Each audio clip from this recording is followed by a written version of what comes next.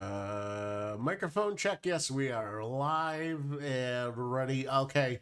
Welcome to another exciting edition of How To with Nixon. I'm still sick. I feel like crap, but well, I don't feel like crap, but I just sound like crap.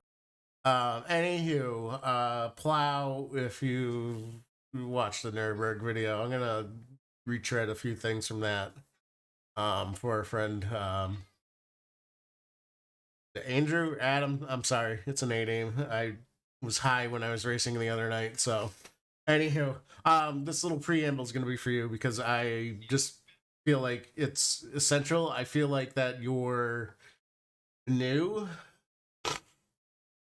perhaps to iRacing, maybe sim racing in general. I just want to assume based on how you drive, which is not terrible by any means, but I'm going to teach you some things that you might help elevate your game. The first thing I want to do is the importance of field of view in this game is Plow will tell you he's done this. It will literally change your driving because you can gauge and judge things so much more easy than you can if it's all screwed up. Basically, you're trying to get your view to be as representative as a one-to-one of as a real life, so that you see it, your brain reacts, you're pushing your feet at the right time. Um, so having said that, um, gonna go to your monitors. Um, hopefully you might have done this before. Essentially, depending on what your screen setup is here. I don't know if you have triples, if you have a single screen, flat screen, match this to whatever you got. If you have a curved screen, please pick a curved screen because it will, especially for one curved screen. Some people kind of debating whether curved screens are good or not. For that. But if you're using a single screen and it's curved, use the single curved. If you're using triples, then play around. It's gonna affect the outsides of the screen and not the front part anyway, so it's not a huge deal. But before I get too long-winded, monitor width is the width of the monitor from going across this way on an angle. Going across this way. Do not do the diagonal like you're buying a TV. They want the actual physical horizontal, not the diagonal. Diagonal. Uh, if you don't have bezel width, whatever. I mean, you're just gonna take a tape measure and match it up, and then you can change that to preference anyway, as long as it makes the lines look match up. If you have triple monitors, angle between the center and side screens. You're gonna measure the angle between the two. And then this is one of the also important parts. So monitor width and viewing distance. You're gonna take a physical one of these tape measures. You're gonna take it from your eyeball, so literally right in front of you at eye level, and touch and kind of gently touch the screen. If you have a little lock feature, push on that. Whatever that measures, match that on the screen. That'll make it so that the far and near aren't distorted. And then once you punch those numbers in, you're gonna hit compute, and it's gonna spit out that number, whatever this is. It's 162 for my setup.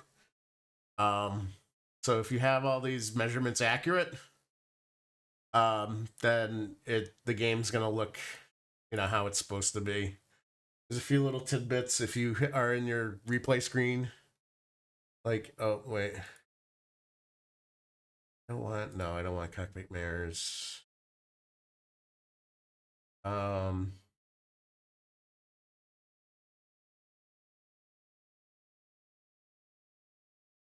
so anyways, yes, that is that. That's also if you're running pedals, load cell. If you have a load cell, make sure it's either check load cell or force factor 0.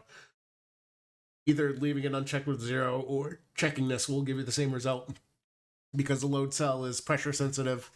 The harder you push, the higher it goes. Also, little feature here I'm going to show you. If you notice, this is full pressure on my brake. There's a few different ways that you can go about achieving this.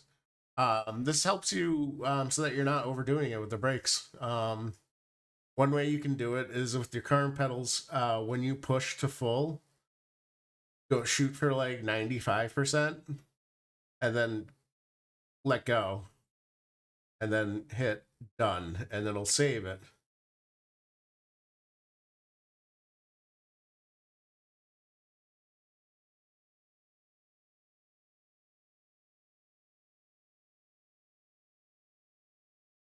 Um, no, you want to max this out, and then you can go into your INI file, and there's like a pressure thingy dingy. Just Google YouTube how to never lock up your brakes again, and they'll explain it for you. I'm not gonna make the video longer than it has to be, but very important. Load cell brake pedal. If you can take off some headroom somehow like that, that helps a little bit. You usually want to shoot for like maybe 5% off the top. You'll still lock up, but like it'll give you more play in the throttle or the pedal. I think that's pretty much it. There's really nothing else too crazy. Um, Having said that, save changes no. One little thing when you get your FOV set up. So this is how the view is from what I see in my car when I'm driving, obviously. You can use little frame of references, like it has this little unicorn bump here on the front, and kind of like gauge like where the physical boundaries are, because a lot of the things that I noticed with I'm gonna pick on you. I picked on Plow last time. He watched my video, he got better. I'm gonna pick on you now. These are things that you really can't you can make you cognizant of it. I guess you could kind of teach it. I guess by telling you be aware of this. Essentially, I'm going to change to the. So I'm right here. I started off the session. I parked my car where I thought, like, where's my car? As close to getting to touching the grass as possible. And then you just make reference. You see this line here. So, I mean, this game is all about lines and references. Like this orange thing is a reference here. This house, these little markers here, even the billboards. Like everything is used as a reference point for where am I going to gas, where am I going to brake, where I'm going to turn in, all those things. Generally speaking, the closer the reference point is to the actual track, the better off you are. If you can use something consistent that's on the track, that's ideal. Otherwise, like little barriers here, or you got curbs, you got these barriers with markers, stuff like that, and then there will be like physical sign markers. Obviously, you're familiar with that. Those are all important. So it doesn't have to necessarily be a sign marker with a number on it. It could be anything, as long as, you see it, you recognize it, So I'm going to go to my right front suspension. So basically, I parked my car where I thought, how close can I get to the grass? And I thought I was pretty close, and I'm still not even really that close. So we're going to back the car up a little bit. So you look here, I am not even like having my outside of my tires touch the outside of the line. You go to where I am in the cockpit. So like that's there. So like I still have like a good, probably a good solid foot. So I mean, if I really wanted to get my car, this white line could probably be like touching almost like up against this little unicorn bump here. And then you would do the same thing for the other side. Obviously, like, the white line's probably going to be more closer to here to match up with the car. But essentially, and the reason why I'm telling you all this is because this is the important part of what I noticed in your driving is that, yes, you are fairly consistent and you weren't locking the tires up and, the occasional spin outs, it happens. Part of it is knowing using all of the track is so important in driving fast. So that's a little thing. So if you can know when you look in your car where the lines are, how much room you have to play with to maximize and i.e. go out as wide as you possibly can without going off track. Because that's those extreme boundaries are where you're gonna find your milliseconds and go faster. Um, that's my little preamble. Take all this track guide with a grain of salt. How far are we into this recording? We're at 10 minutes. Okay, so I'll just put a plow skip here at 10. So we're gonna go into the track guide. I'm gonna show you how to race. It's really not important that you go super fast, like I said at the end of the session. Consistency and keeping the car safe are 10 times more important than trying to squeeze out a half a second on a lap in the grand scheme of things. But having said that, it doesn't hurt to be able to know how you can drive a little bit faster and more, and hopefully get a little more consistency. I'm going to skip ahead. As you can see the laps, I just did like 6 laps. I did a 147 on my first lap, 46.8, 46.8, 46.8, 44.60, 44.63. So how's that for some consistency? All right, so here we are coming up to the first lap. I'm going to get rid of the view. Maybe I go to far chase. But then you're really not going to see cockpit. All right. Probably, nah, it's not too loud. Coming over the line. Looking at your 200 marker there. You can get pretty cozy with this little curb. Down to 3rd gear. And I'm coming over the curb pretty generously, as you can see here. Like, you don't want to get too far in because I believe you can get an X, but like you can get the car pretty cozy over this one. That's what you're shooting for. You can see my brakes. I actually, I always say 200, but like I know, wow, that I brake much earlier. I actually broke at 300 before 300. This is a kind of corner that like you can go, like obviously you don't want to go too slow into, but like if you go too slow into it and get a good angle and then carry the momentum through, look how far out I come. This is like literally like pixel flipping perfect of what I really think this is like almost borderline a X if you come out this far. Like I think it's a halfway point. So yeah, that's the general idea. Come in, you can kiss that apex and run that curb pretty good. Most laps you're going to be aiming to come out like pretty wide out this way. I probably went in a little earlier. I probably could have. Sometimes it's not uncommon to come out like way down here too. This part, I mean, obviously it's pretty dummy proof. Gas. Flip your apexes. Keep it in close. You come in and then, you go back out wide here. All right, we're going to go back to cockpit. In my brain, I'm feeling like I think I broke like just after that line. If I want to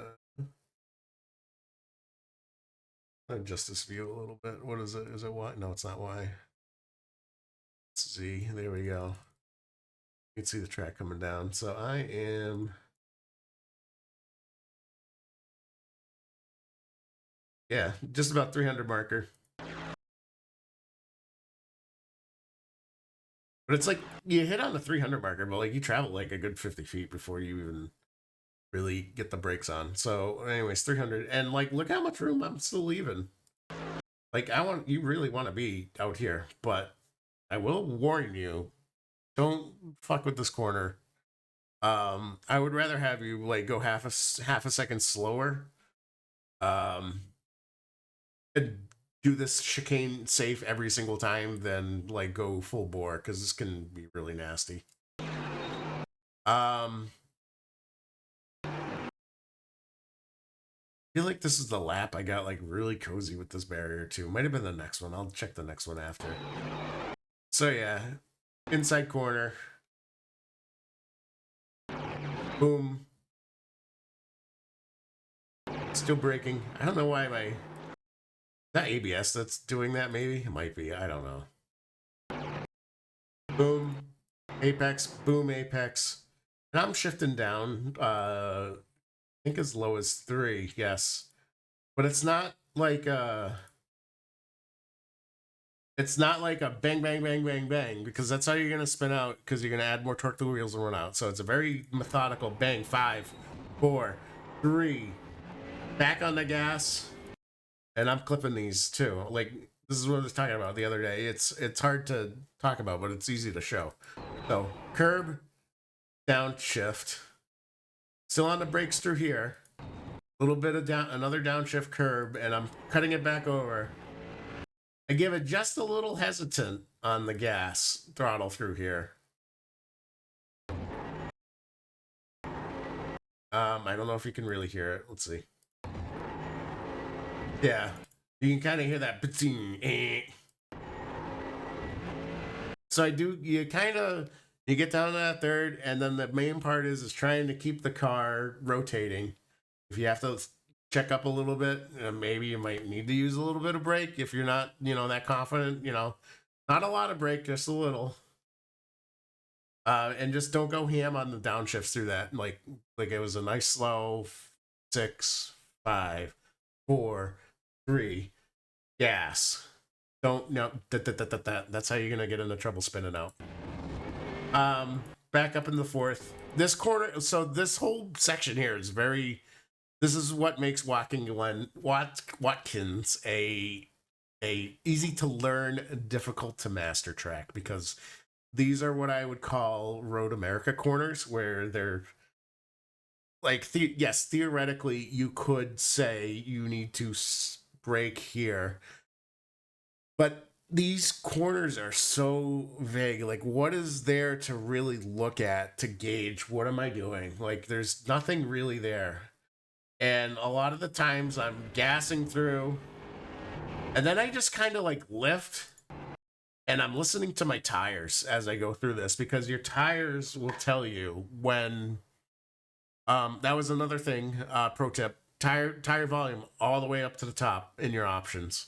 That is you don't have that angle like where you feel the car sliding. Their tires will be screaming. That'll tell you like they're near the limit of what they can handle. So that means you can't brake more, or you can't brake more than you are, or you can't gas more than you are. Those are your inputs that'll tell you your ears. Just as important as, force feedback. Not as important, but it's there. So anyways, I kind of coast through here. You hear my tires screeching. And then you kind of feel, you will feel in the wheel gets much lighter. And then you'll notice the car starts angling in a little more. And then somewhere, kind of this is why you got to get a feel for it. Somewhere around this blue tower hut or at this blue tower, maybe a little bit afterwards, kind of coasting through here, maybe half throttling, kind of like around there. You get a feel for it. You can get pretty generous. So if you're at that blue hut and you hit on the gas, you can ham it. In the car, if you do it right, you should be coming out at this point of the track like pretty bang on. You don't want to go out. If you go out much further than I do, you can run into getting I think it'll tell you in the info actually.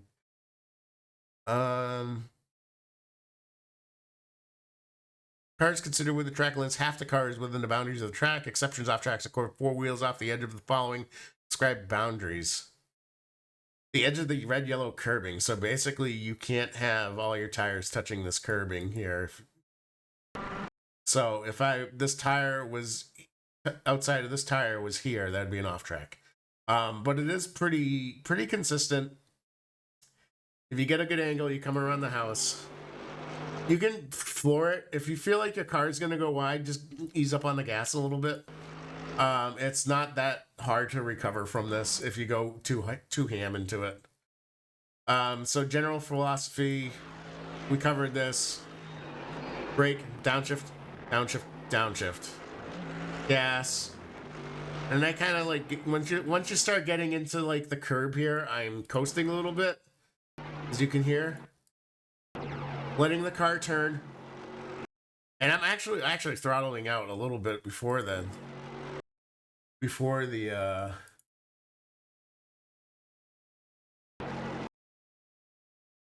say like almost at this telephone pole. I'm kind of like hitting the gas again.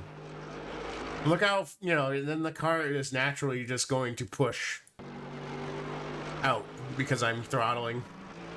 Here we go. This is a corner you guys flipping hate. Trying to get out nice and wide.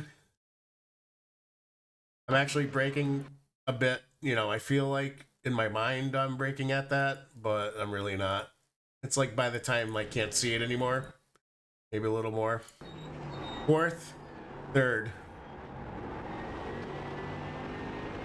You can do it, plow. You're just not slowing the car down fast enough or hard enough. Let the car slow down. If you go down a second, you're just gonna waste more time with the shifting and recuperating, all that blah blah baloney.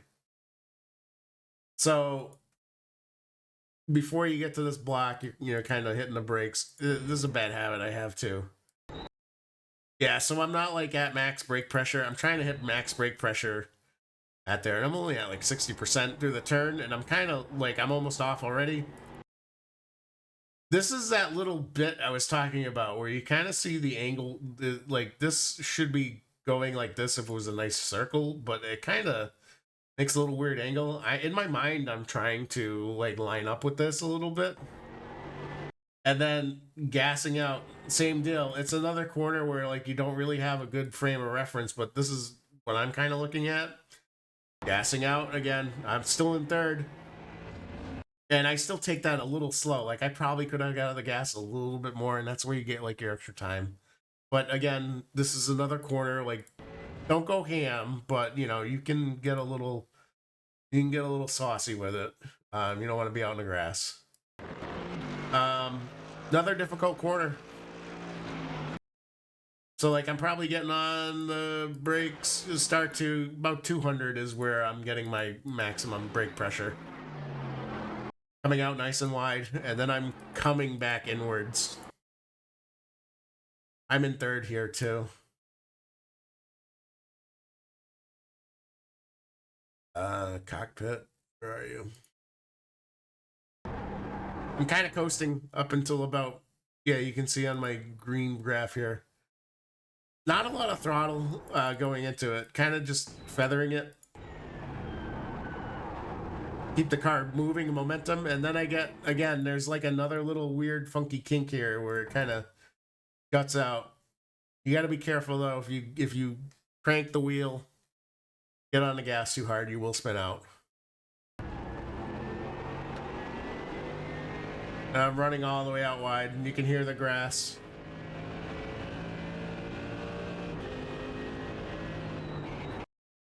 Okay, you can see how you start getting on the brakes here, about 200. Slowing the car down, pretty good.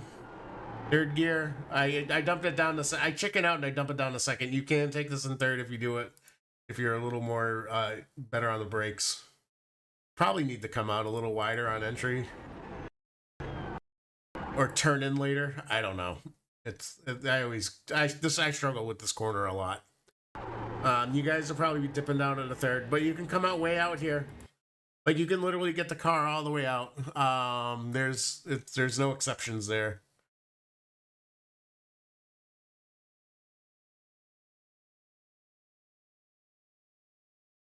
I don't know how it works. I think it's because there's a yellow there, but you can like run the car all the way out. You can run the car out here as long as you bring it back in with track by this end here. If we do overshoot it, it's not the end of the world. Just brake, slow down, let off the gas, come back in. Again, not a really good corner. Not like a lot to look at and be like, hey. There's usually like a little, you'll see like a little bit of this thing here. I kind of look for. I just really think thinking to myself, I want to start braking on this uphill portion, do the chunk of that, and then as I approach the crest of the hill, I'm pretty much off the brakes, because what's going to happen is your car is going to get light and you're going to spin out. Done. So in my mind, I'm like, brake before the crest. Get all your braking done before you get to the crest of the hill. And then I start to turn in. Third gear still. You guys might be down in the second. Be careful with second. It'll screw you. If you're in third, you can, if you slow down the car enough, let it rotate and then get on the gas, you can do better. But even still, this whole section here, just be careful with the throttle coming out. You'll notice my throttle, like I'm at 60, 70% here, and I'm still holding it until I get the car like almost pretty straight here. Okay.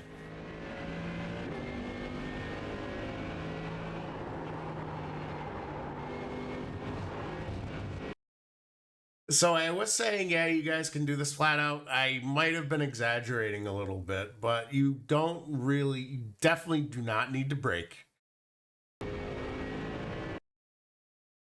At the 100 board is where I start to turn in. You're shooting for this bit right here. And then I'm lifting throttle, posting, and then I let it off a little bit more because I'm afraid I'm going to come out. Same thing. You just got to if you go out way too far at the curb,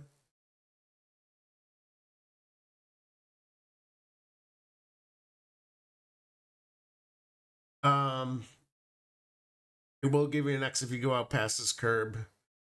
I'm not sure the exact specifics of it. It kind of feels like it varies from car to car. But same thing. It's like you're going to get on the throttle. If you feel the car is not turning appropriately, just lift. Let the car turn back in. How well you time this is going to, shave. It's going to take a lot of time off your lap if you get it right. It's really not going to kill you if you go too far. You're just going to get X's. Whatever. It's a 6-hour race. Last quarter. Give it like right at the end of this barrier. Give it a little dash of the brake up to like 30%. Fourth. I kind of screw this up too. If you notice, I kind of slip and you can see the car almost understeer a little bit.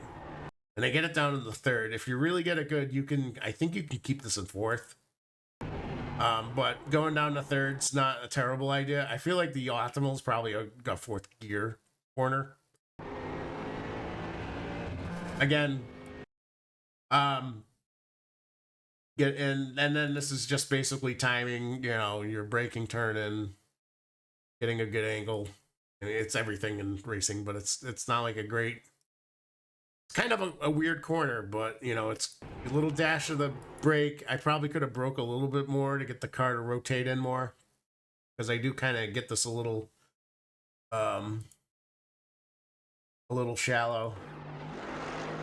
Yeah, and you can see I get back on the gas and the car rotates a little bit more.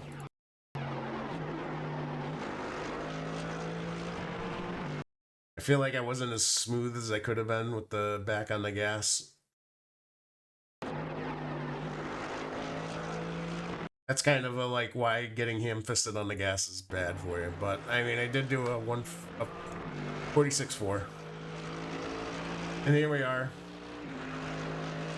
Pitching fastest lap, and then I do almost a nearly identical lap on the last, but I think I do same thing. I do different corners better than I did on this lap, but that's the gist of it. It's 30 minutes, a little long time, but whatever.